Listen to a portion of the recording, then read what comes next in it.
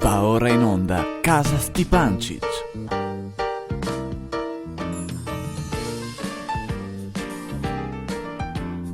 E cos'è sta roba? La sigla.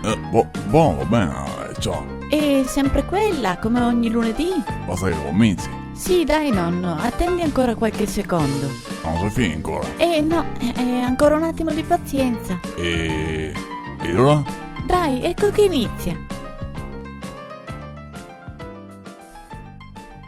Eccoci Brian, come c'è? Ah, ma proprio benissimo, ora. Adesso aspettiamo il nonno e dopo possiamo anche ciappare la corriera e andare un pochettino a Torzolone, sai? Nonna, dimmi, ma dove è andato il nonno? Ah, non so, sai, anzi incomincio a cruziarmi che non sia successo qualcosa. È via da un fracco di tempo. Oh, ecco, forse è lui. Vediamo. Ah, sì, aspetta che gli verzo. Eccoci, cosa, non arrivavi a verzere di solo?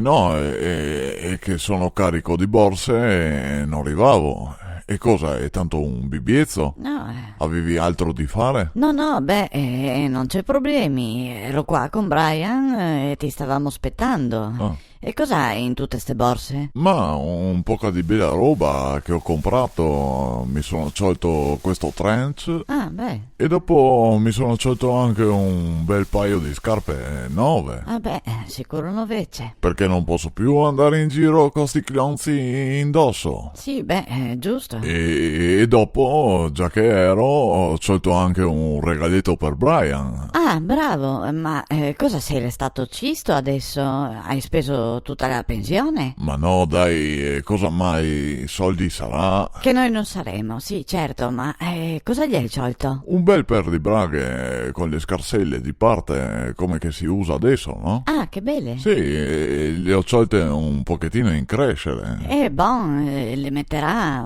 Brian, sei contento che nonno ti ha sciolto le braghe? Guardi, non finisci più di saltare. Bon, dai, che vediamo allora. Tirale fuori da quel scartocchio. Ecco, sì, eccole qua. Ma, Ciano, sono grandissime. Sì, ti ho detto che le ho sciolte in crescere. Sì, ho capito, però queste le potrà mettere quando che avrà 40 anni. Manca poco, dai.